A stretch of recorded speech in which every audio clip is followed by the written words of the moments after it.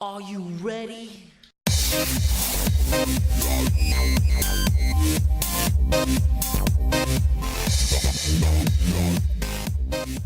Ladies and gentlemen, what is going on? My name is djanonzt, and we're back with WWE Champions and another episode of the 5K Club.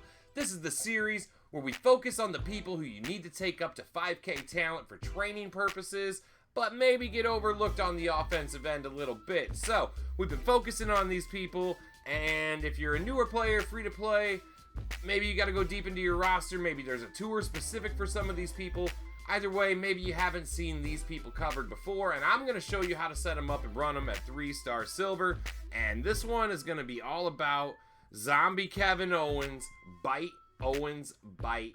And we'll have a quick look at him here. Looks pretty nice. We go back and look. He's only got the standard gear. So we're going to go in, take a look at the poster, his trainer ability, why we're bringing him to 5K, because he's going to make black submission moves last more turns. A total of 3 turns when you get to 5K talent.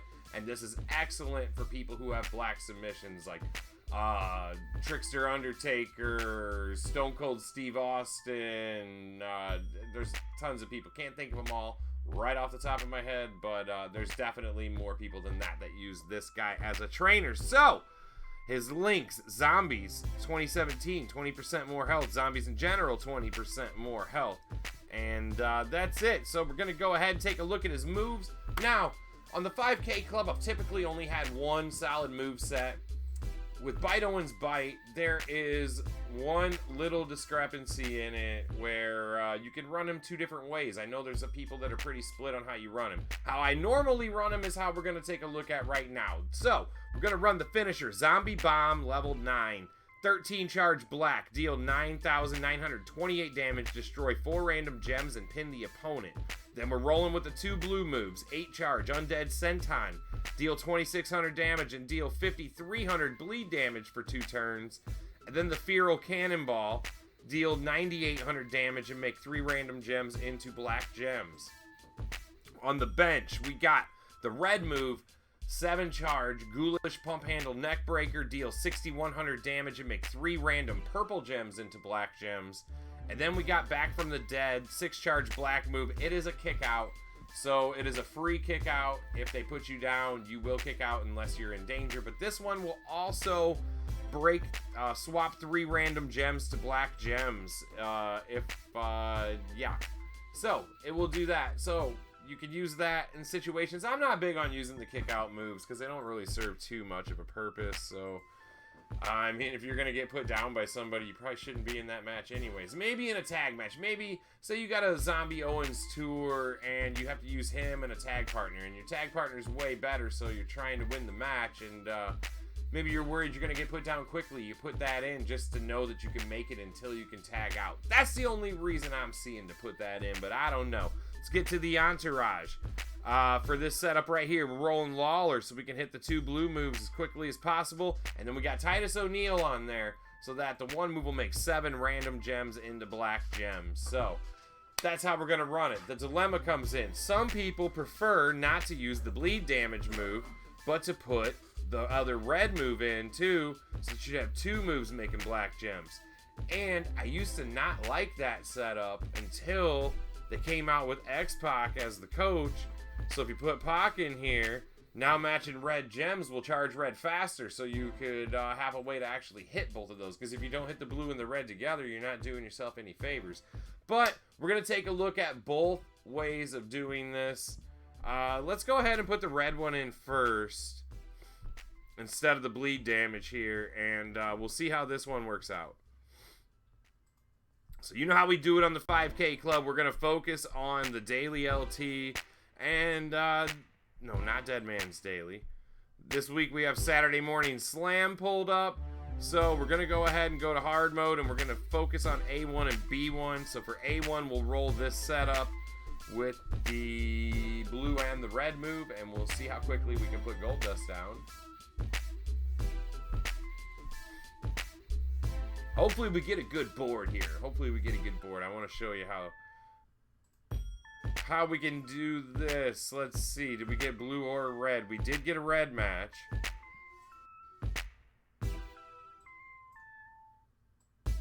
Really? He gets the good board? Okay, Lucky Cascades.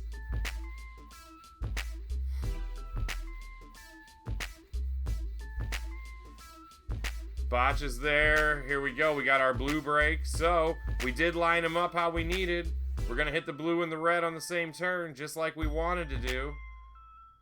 He's doing a little more damage to me than I would like, but he got a Lucky Cascade. Like, it shouldn't have been that much damage already. So the red move's going to make purple into black. You want to hit that one first before you hit the random into black, because you don't want to waste any gems you can put down. And that purple was hovering the black anyways. Oh, look at that. Didn't break nothing, so we're going to get a nice big cascade on this one. Shouldn't even need the finisher. This should put him down right here.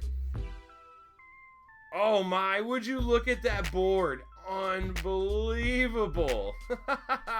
Wham!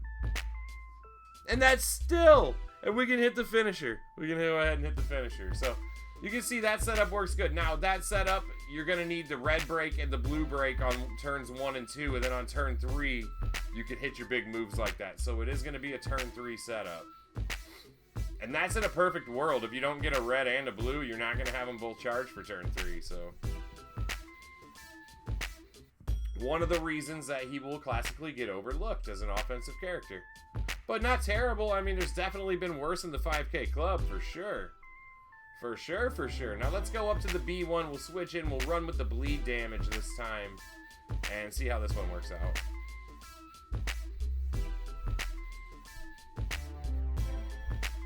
Let's heal him up. Let's get a fair shake at it. This is how I normally used to run him. Until they had X-Pac with that ability, it was just too slow for me to try and set all that up. So I like this. Sometimes I would consider taking Titus off and putting Architect Rollins on for bleed damage, but that would not if you're going against a 5K opponent. If you were going against a lower opponent, I'd maybe run it like that just to get the extra bleed damage, because you can hit the bleed on turn 2. So we need that blue on turn 1, and we're gonna get it.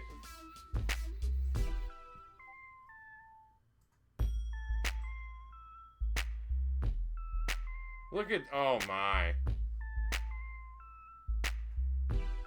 That was incredible board luck from him. Incredible board luck.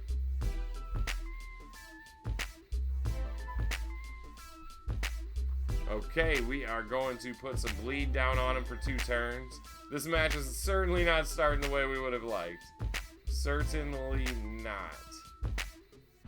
Okay, we're just going to go ahead and snag this green so that he doesn't. Oh, then he gets left green again. Luckiest board ever.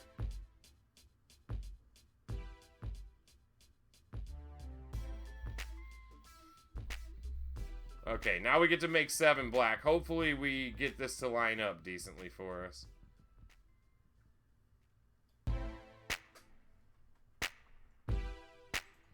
Okay, now we got a decision. Oh no, I can break black and blue. And he's bleeding while he's down there. That was nice.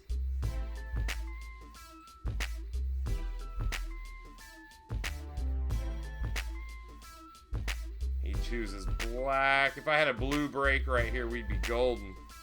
We're going to take black. We're going to hit that finish next turn. Should be it for him. So, not that bad. Not that bad. I don't know. Between the 2 setups, I really...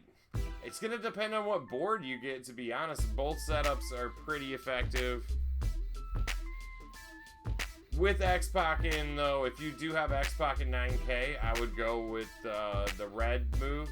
If you don't have X-Pac to coach, I would not. I would go with this setup and get that bleed damage down earlier. But what do you guys think of Zombie Kevin Owens? Do you guys use him? Who do you use him as a trainer on? He could be pretty effective. If you don't know who to use him as a trainer on, go ahead and ask me in my Discord server. You can get the link down below. I just started it up, and I'd love to see you guys in there. Who do you want to see featured on the 5K Club that I haven't covered already? Let me know in the comments below. And until next time, guys, peace. If you enjoy my content and would like to support the channel, the best way to do so is to give it a like rating with a thumbs up underneath. And hey, consider subscribing to stay up to date with the latest content.